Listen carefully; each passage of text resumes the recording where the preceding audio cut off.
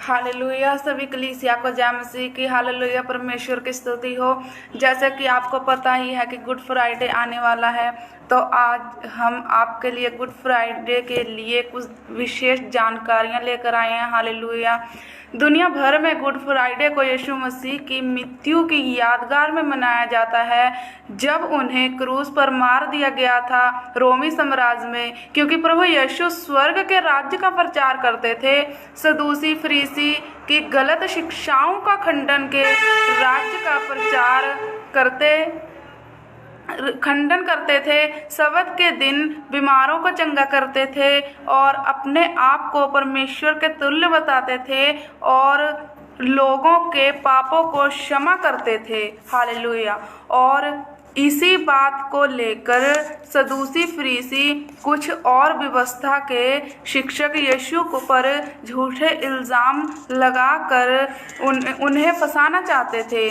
जब यीशु को पिलातुस के सामने लाया गया तो पिलातुस ने यीशु मसीह में कोई भी दोष नहीं पाया, लेकिन फिर भी यहूदियों के कहने के अनुसार मजबूरन यीशु मसीह को क्रूस पर चढ़ाने की आज्ञा दी गई।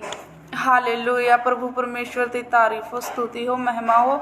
और जिस दिन यीशु मसीह को क्रूस पर चढ़ाया गया था, उस दिन वह दिन शुक्रवार का था और शुक्रवार के दिन ही यीशु मसीह को सलीब पर चढ़ाया गया था। इसलिए मसीहों ने इसे गुड फ्राइडे का नाम दे दिया और हर साल इस दिन को लोग गुड फ्राइडे के नाम से मनाते हैं और गुड फ्राइडे के दिन मनाया जाता है। कुछ लोग गुड फ्राइडे के दिन दुखी होते हैं क्योंकि उनका मानना है कि यीशु हमारे लिए क्रूस पर चढ़े, बेरहमी से मारे गए, इसलिए वह सब शोक मनाते हैं। जबकि कुछ मसीह इस समय खुश होते हैं, सड़कों पर प्रचार करते हैं, झांकियां निकालते हैं, क्योंकि उनका मानना है कि यीशु के बलिदान से ही हमें अनंत जीवन मिला है। आमीन। हालेलुया। अब हमें क्या करना है, खुश होना है या शोक मनाना है? इस बात का जवाब जानने के लिए हम बाइबल में कुछ वचन पढ़ेंगे। जब परमेश्वर ने सृष्टि की रचना की थी, तब सब कुछ भला था। परमेश्वर ने आकाश, पृथ्वी, पक्षियों और आदम और हव्वा को बनाया। और परमेश्वर ने आदम को मात्र एक ही आज्ञा दी थी कि बगीचे के बीच में फल है, तुझे नहीं, वह नहीं खाना। और उस आज्ञा को आदम ने तोड़ दी और पाप में आ गया। वो पाप आने वाली हर एक पीढ़ी में फैलता गया और हर एक व्यक्ति पाप का शिकार बन गया। इंसान पाप से चाहकर भी बाहर निकल नहीं सकता। इसलिए परमेश्वर ने मनुष्य के लिए एक रास्ता तैयार किया।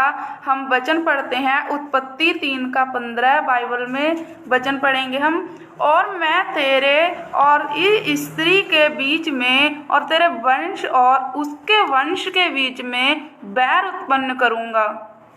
वह तेरे सिर को कुचल डालेगा और तू उसकी एड़ियों को डसेगा। आज से 2000 सालों पहले प्रभु यीशु मसीह का जन्म हुआ, जिसमें सभी मनुष्य के पापों का भार अपने ऊपर उठाया। वह हमारे लिए मारा गया, गाड़ा गया और उसने हमारे लिए अपने हाथ पैरों में कीलें ठुकवाई, ताकि हमारे पापों की सजा हमें न मिले। इसलिए उसने अपने ऊपर सह ली। यीशु का हमारे पापों के लिए लहू बहाना बहुत जरूरी था, क्योंकि वचन में लिखा है, इब्रानियों 9:22, बिना लहू बहाए क्षमा नहीं होती। और प्रभु यीशु ने खुद कहा था कि उनका इस दुनिया में आने का कारण ही अपना प्राण देकर लोगों को छुड़ाना था। क्योंकि बाइबल कहती है, मरकुस 10:45 वचन पढ़ेंगे, क्योंकि मनुष्य का पुत्र इसलिए नहीं आया कि उसकी सेवा टहल की जाए, पर इसलिए आया कि आप सेवा टहल करके और मनुष्यों के छुटकारे के लिए अपना प्राण दे।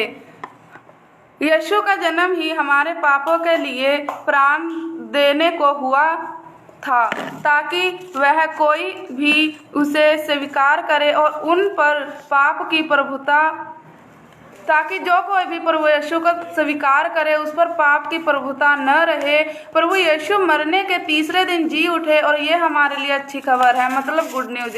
यशायाह 53 के 5 में लिखा है, परंतु वह हमारे ही अपराधों के कारण घायल किया गया, वह हमारे अधर्म के कामों के कारण कुचला गया, हमारी ही शांति के लिए उस पर ताड़ना पड़ी कि उसके कोड़े खाने से हम लोग चंगे हो जाएं। इसलिए यीशु के पैदा होने का मकसद ही उसकी मृत्यु थी, क्योंकि वह मनुष्य जाति को बचाना चाहता था, पाप की प्रभुता से उन्हें बाहर निकालना चाहता था। जब प्रभु यीशु ने फ्राइडे के दिन अपने प्राण त्याग दिए, परमेश्वर का जो मनुष्य के लिए उद्देश्य था वह पूरा हुआ। तब प्रभु यीशु सलीब पर थे और तब सलीब पर से उन्होंने कहा, हम पढ़ेंगे यूहन्ना 19:30, तो कहा पूरा हुआ और सिर झुका कर प्राण त्याग दिए। यीशु के बलिदान से परमेश्वर की योजना पूरी हुई और सबसे बड़ी बात है कि वह मरा नहीं, उसकी कब्र आज भी खाली है, वह जीवित है। और जब यीशु जीवित है तो हम क्यों दुखी रहें? बाइबल इस बात को सुसमाचार कहती है और हमें यह भी पता लगा कि परमेश्वर मनुष्य से कितना प्यार करता है। आमीन। इस गुड फ्राइडे पर प्रभु यीशु आपको तमाम आशीष और बरकत दे। God bless you. आमीन।